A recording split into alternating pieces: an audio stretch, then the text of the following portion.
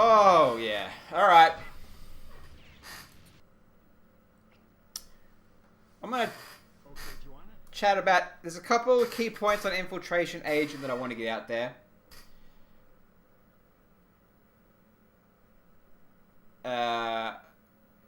Let me preface this by saying I tried to get 110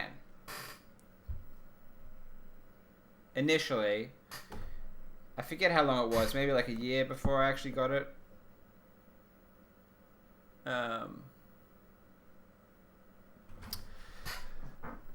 So, but basically the story that I'm trying to convey is I tried to get it and I didn't get it.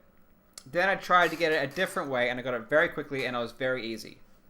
There's like a couple of things you should be aware of when you play the level, but the overarching message for me is do what I say and then everything's going to be okay.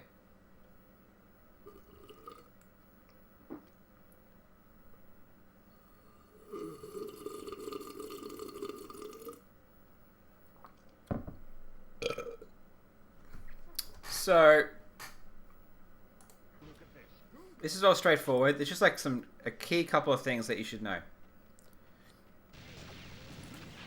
I shoot that guy and I get his nade, and the strat I use is definitely better, and I'll explain why.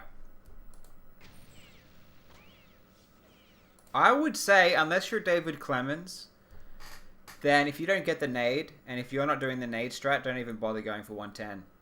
Because you are not David Clemens, and you will not get 110. That is my prediction.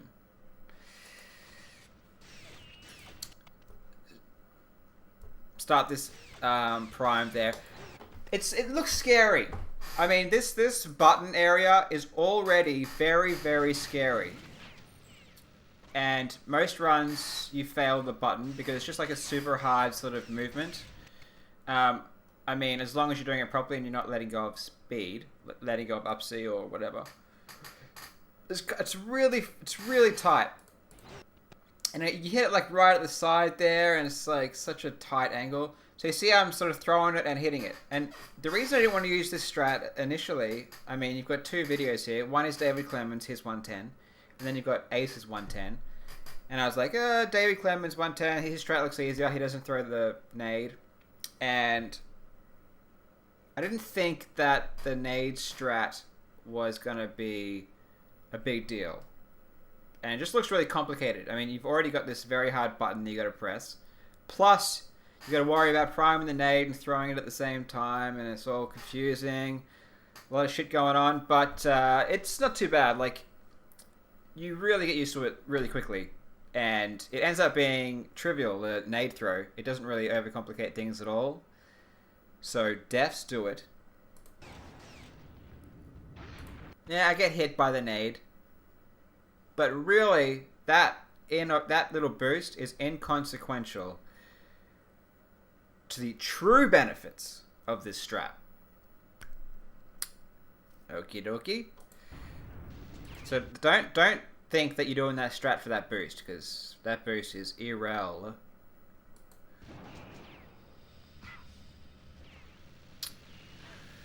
Obviously, you're trying to do this stuff as quick as you can. Like when you punch the guard, don't go right up to the hover bike. Like you want to punch him from as far away as possible, obviously.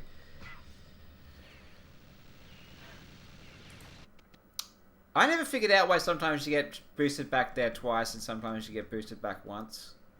I don't know the reason.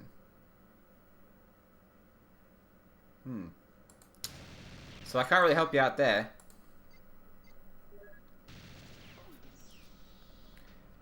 This is all straightforward, right?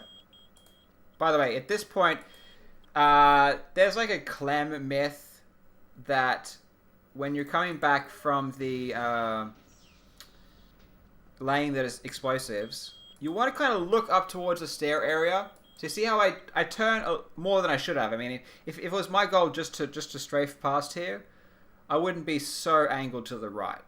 I would just be like angled properly. But you see I'm like kind of angled to the right a bit here, rubbing up against this wall on the right, because I'm trying to keep that area loaded a bit more so that the guard spawns earlier.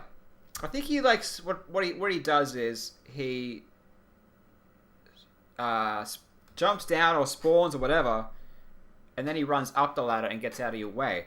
But if you load him like late, then he's not going to make it up the ladder in time, and when you try and go up the ladder, he's going to be in your way. So you want to load him quickly, and he runs up and fucks off out of your way. And let me tell you about the true benefit of the nade strat.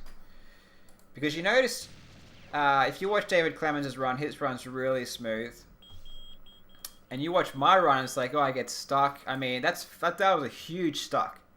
When we're talking, that's a huge stuck for 110 infil agent, because 110 seems to be really tight. So getting a stuck like that shouldn't really be in there. But here's the dealio.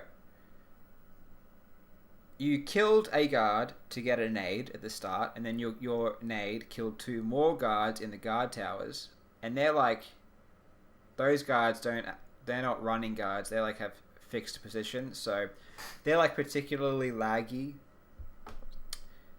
When you kill those 3 guards, the frame rate is way better in this area. I mean, if you don't use the nade strat and you're trying to go up this ladder, you see the frame rate is absolutely terrible, and you just leak time all over the place. So the thing is, I can afford to get that stuck on that ladder because it's still going to end up faster than if the guards were alive and the frame rate was super low. So basically, it's the reduction in lag in general is why you do the nade strat, and that just saves time all in this area. Excuse me. So I hit the lift.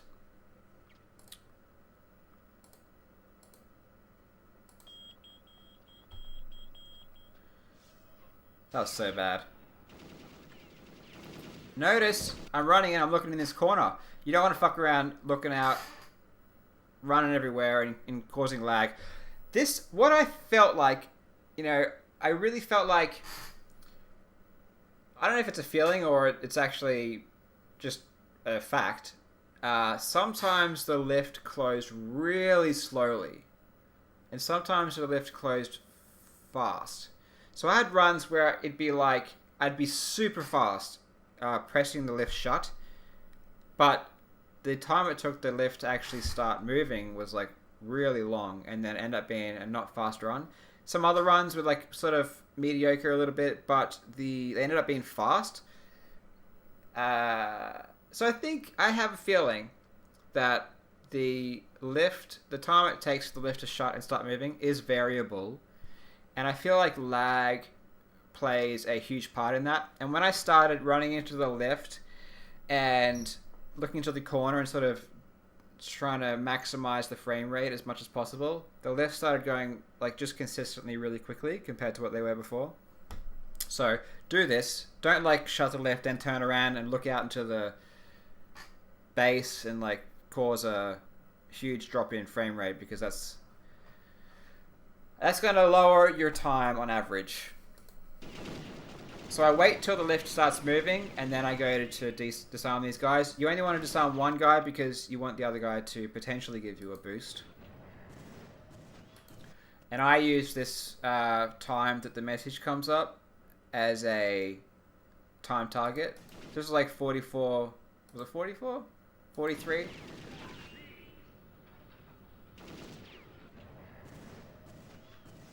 I was like low 43, which actually this run is quicker than Clemens' run, and it's quicker than Ace's run, and that's with the stuck on the ladder.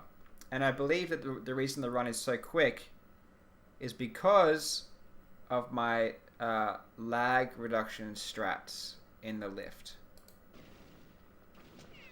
And then this is all super straightforward.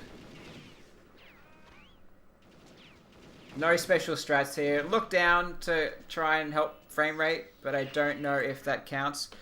Obviously with Infiltration Agent, you don't hit B on the lift, you just let it close yourself.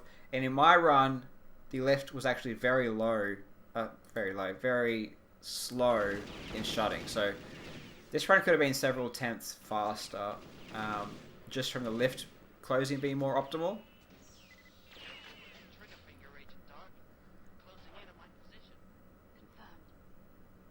And boostage. I basically look down and then how do I time the dragon? So how do I know when to throw it so it gives me a good boost? I look down at this angle and then basically when the bottom of the door hits the top of the screen, I throw it. So I use like where the lift is in relation to my screen to just time the throw the same every time.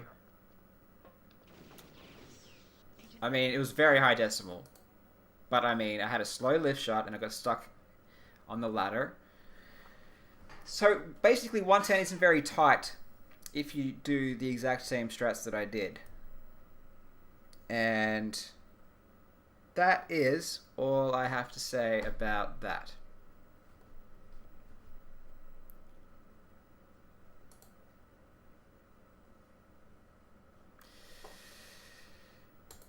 Okay, I'm really